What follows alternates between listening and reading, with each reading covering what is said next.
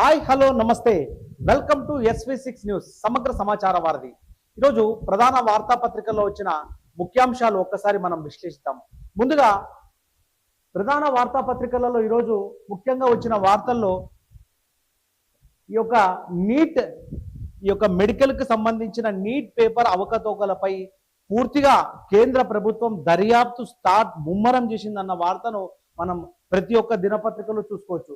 ఇక ఈనాడులో మనం చూసుకున్నట్లయితే దర్యాప్తు ముమ్మరం అన్న దాంతో వచ్చింది. ఆ తర్వాత నమస్తే తెలంగాణలో కూడా మనం చూసుకున్నట్లయితే నీట్ అక్రమాలపై సిబిఐ, ఆ తర్వాత దిశ దినపత్రికల్లో నీట్ ఇష్యూపై సిబిఐ కేసు, ఆ తర్వాత తెలంగాణ మన వెలుగు ఛానల్లో వచ్చేసి లీకులు లింక్ ఎక్కడ అన్న వార్తను, ఆ తర్వాత జర్నలిస్ట్ డైరీలో కూడా నీట్ అవకతవకలపై క్రిమినల్ కేసు నమోదు చేసిన సిబిఐ అన్న వార్తను ప్రధానంగా అన్ని వార్తాపత్రికలలో మనకి ఇది ఒకటి నీట్ పై వచ్చిందనమాట.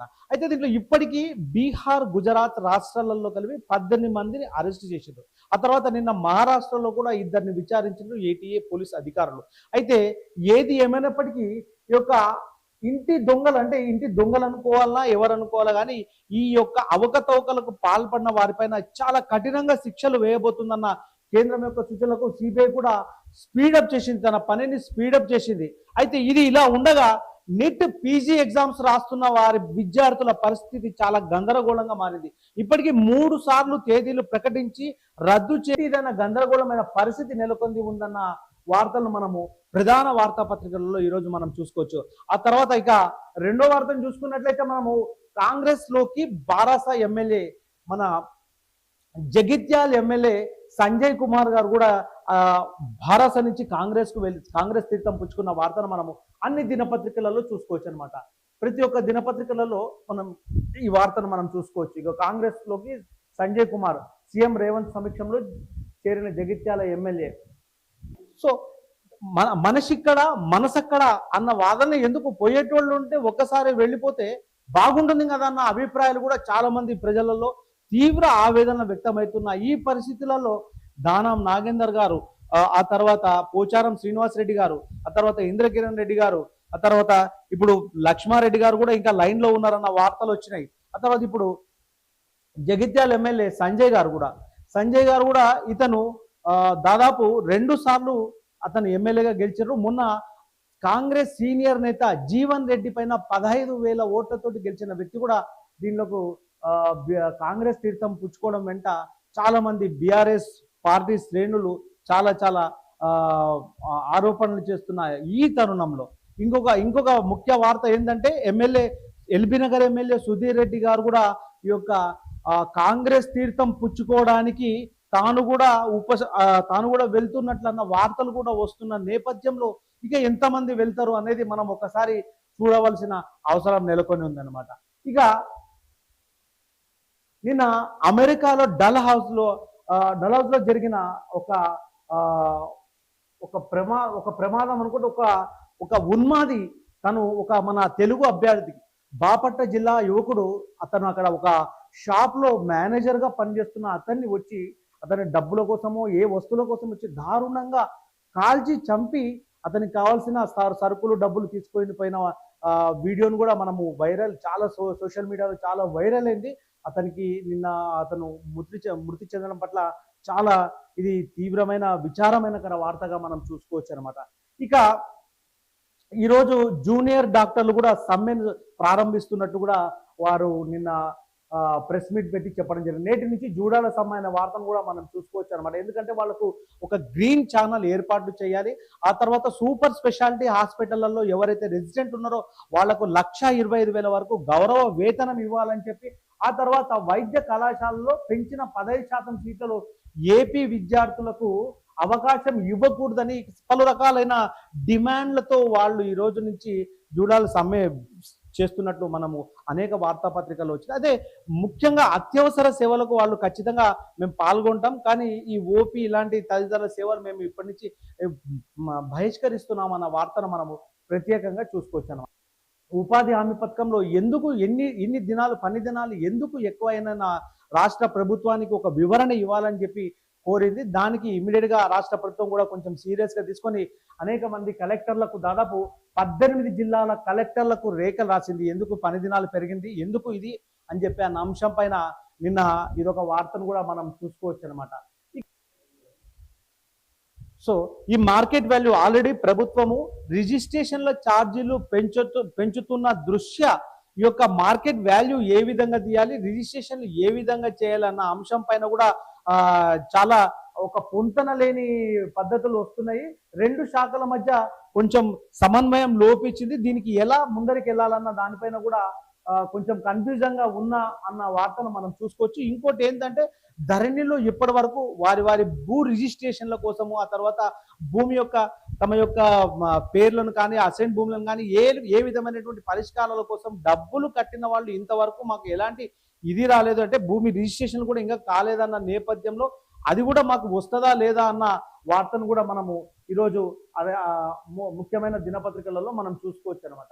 ఇక వ్యవసాయ కమిషన్ చైర్మన్ గా పోచారం అన్న వార్తను మనము ఈ యొక్క దిశ దినపత్రికల్లో చూసుకోవచ్చు అనమాట. అంటే త్వరలో నియామకానికి సర్కారు కసరత్తు, కేబినెట్ హోదాతో కూడిన బాధ్యత అప్పగింత, కాంగ్రెస్ చేరిక టైంలోనే సూత్రప్రాయంగా అంగీకరించినట్టు తెలుస్తుంది. సముచిత గౌరవం కల్పిస్తారని సీఎం ప్రకటించిన వార్తను మనము ఈ యొక్క దిశ దినపత్రికలో మనం చూసుకోవచ్చు అనమాట. ఇక మనం వెలుగు దినపత్రికలు చూసుకుంటే 100 రోజులు జైల్లోనే కవితకు దొరకని బయలు ఇప్పటిదాకా కలవని కేసీఆర్. మార్చి 15న హైదరాబాద్ లో అరెస్ట్ చేసిన ఈడీ, ఏప్రిల్ 11న అదుపులో తీసుకున్న సిబిఐ, రెండింటిలోనూ కొనసాగుతున్న కస్టడీ. ఇంకా ఎప్పుడు కవితకు బెయిల్ వస్తుందన్న ఆశాభావాన్ని వ్యక్తం చేస్తుందన్న వార్తను మనము వెలుగు దినపత్రికల్లో చూసుకోవచ్చు అనమాట. ఇక కేసీఆర్ సీనియర్లు పోతున్న కేసీఆర్ సైలెంట్ గా ఉండన్న వార్తను కూడా మనము వెలుగు దినపత్రికలు చూసుకోవచ్చు. ఆ తర్వాత బీజేపీ అధ్యక్ష పదవిలో తెలంగాణ రాష్ట్ర బీజేపీ అధ్యక్షుడిగా కిషన్ రెడ్డి గారు ఎప్పుడైతే ఈ యొక్క కేంద్ర మంత్రి అయిన తర్వాత ఇప్పుడు కొత్తగా అధ్యక్ష పదవి దాదాపుగా ఈటల రాజేందర్కి ఇస్తున్న వార్తలు మనకు దాదాపుగా వచ్చినాయి.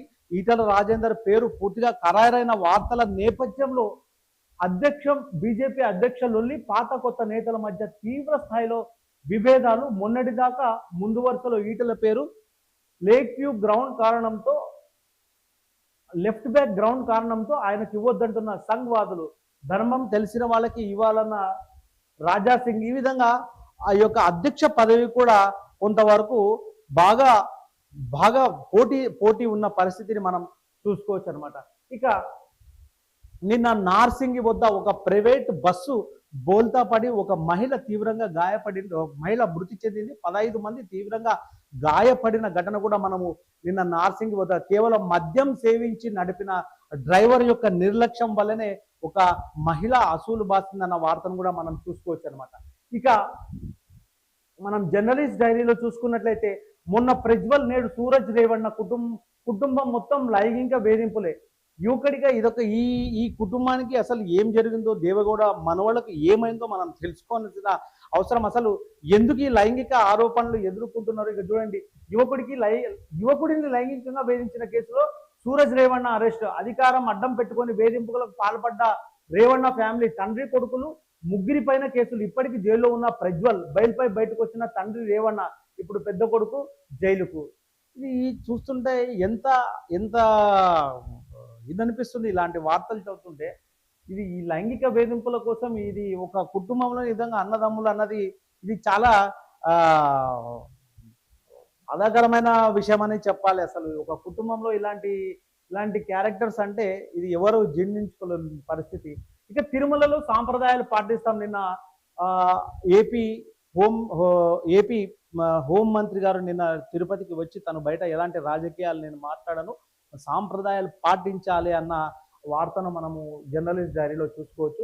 ఇక మహిళా కానిస్టేబుల్తో డిఎస్పీ రొమాన్స్ అన్న వార్తను, ఇది దాదాపు ఉత్తరప్రదేశ్ కార్పూర్లో ఈ యొక్క సంఘటన జరిగిన వార్తను మనం చూసుకోవచ్చు. ఇక ముఖ్యంగా ఎలాన్ మాస్క్, ఇదొక ట్విట్టర్ ఎక్స్ తర్వాత టెస్లా కంపెనీ అధినేత ఎలాన్ మాస్క్ 11వ సంతానం పుట్టిందన్న వార్తను కూడా మనకు 11వ బిడ్డ అన్న వార్తను మనము జర్నలిస్ట్ డైరీలో చూసుకోవచ్చు. ఇక హైదరాబాద్ లో తొలి అన్నా క్యాంటీన్, ఇది ఆంధ్రప్రదేశ్ లో ఉన్న అన్నా క్యాంటీన్ ను హైదరాబాద్ లో కూడా సిబిఎస్ ఫారం వ్యవస్థాపకుడు జెనెక్స్ అమర్ ఆధ్వర్యంలో ఏర్పాటు. ఆదివారం నుంచి సేవలు ప్రారంభం. పేదవారికి ఒక్క పూటనైనా కడుపు నింపాలన్నదే లక్ష్మణ అమర్ అన్న వార్తను మనం దీంట్లో చూసుకోవచ్చు అనమాట జర్నలిస్ట్ డైరీలో. ఇక 18 మంది ఐఏఎస్ల బదిలీ ఏపీలో అన్న వార్తను కూడా మనం ఈ యొక్క జర్నలిస్ట్ డైరీలో చూసుకోవచ్చు. ఇది ఈ విధంగా ఈరోజు వచ్చిన ముఖ్యమైన వార్తలు, వాటి యొక్క విశ్లేషణ చూస్తూనే ఉండండి సమగ్ర సమాచార వారధి, మీ SP6 న్యూస్.